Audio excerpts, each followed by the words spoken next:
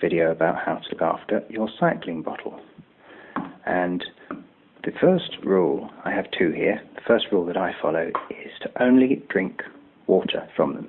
Never put anything sugary, especially never put milk in them, but no drinks, even sugar-free ones. Just don't put anything else other than water in your cycling bottle. If you want to have another kind of drink as well, have two bottle cages, as I do, and have your sugary drink, buy it in one of the bottles that gives you an ability to fit it into the holder. Just buy a bottle the same sort of diameter. Take your cycling bottle with you to the supermarket so you can get the right size. Now, to clean them, I have seen on the internet, put them in the freezer, kills all the bacteria. It doesn't. I've tried it. Hot water, very hot water, could damage the plastic. It's more resistant than ordinary bottle plastic, but it's not good to use hot water, very hot water on these.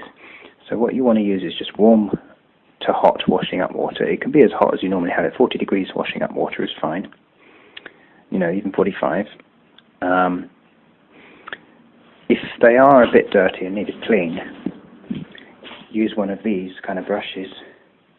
Go around, especially around the threads, go down inside and around, all the way around. But before you clean inside, clean the outside as well. At least rinse off the outside, then go in with the bottle, and then clean the outside thoroughly as well. Clean all around this thing as well with the brush and inside, rotating it round. Now that will get it nice and clean. But once you've done all that, if you're only going to use it for water, you probably won't need to do that. All you need to do is just fill it up, drink the water, and leave it to empty the water out as soon as you've finished with it, and leave it to dry. Don't leave it with water in it more than one day.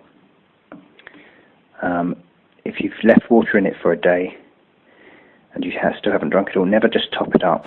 Tip out the water, rinse it from the tap, and then put new water in. Never leave it with old water that's more than a day old inside it. A day is fine. Even here in France, we've got there's not much chlorine in the water, but it's fine for a day. And if you've got plants to water, just use it for that. Use it for wherever you're going to need a little bit of water. Just get rid of it so that it's clean water, and rinse it before you refill it.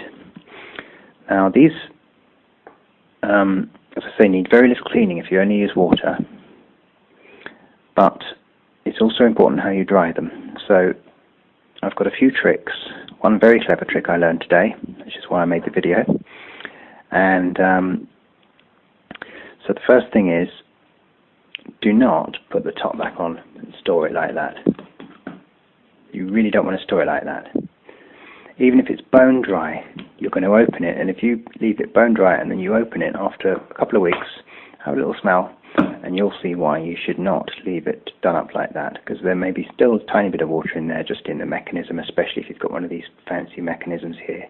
There could be some water somewhere deep in there. So, and it will get, so you've got bacteria on it.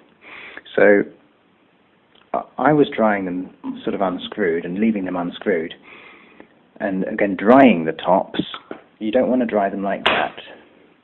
And you don't want to dry these, look, see there's still water in there. You don't want to dry the bottle upside down. You don't want to dry the top like that. The bottle should be dried up, open to the air, so that the air can get inside and make it very dry. And these teats the same. Use something like a jam jar lid, or use another teat to hold it up like that, to prop it up.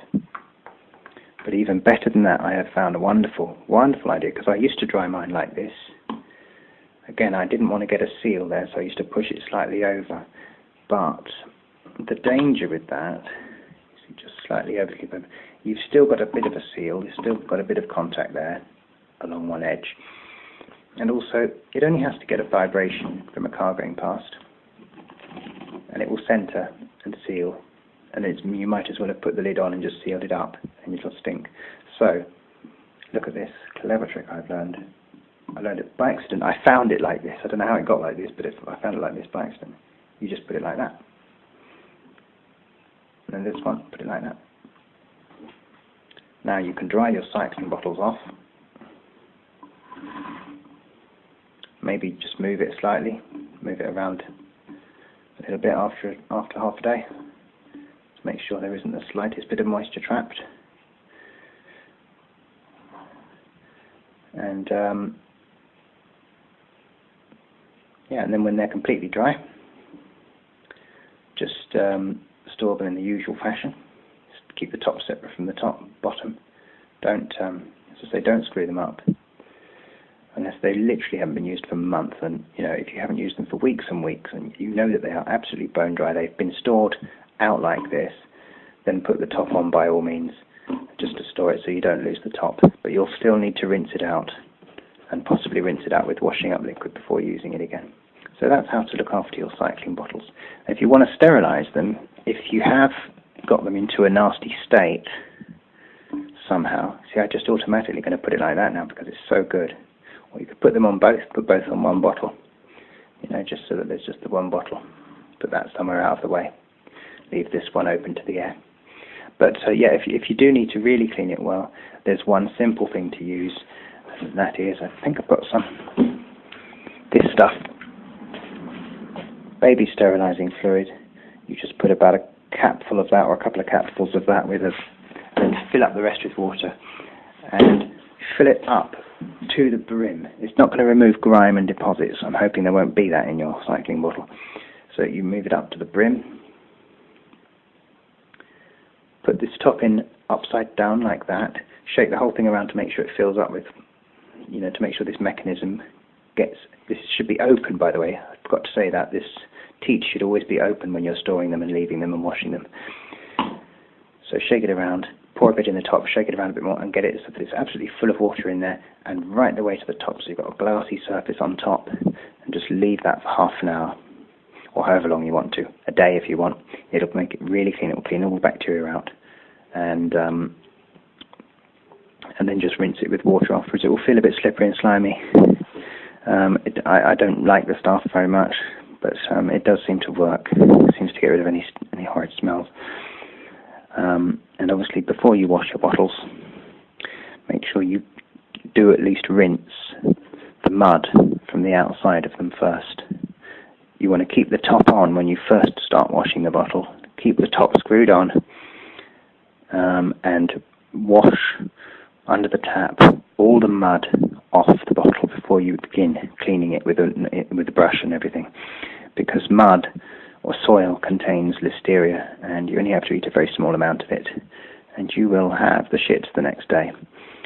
So, as all soil contains listeria. So that's just another little tip I learned from a chef.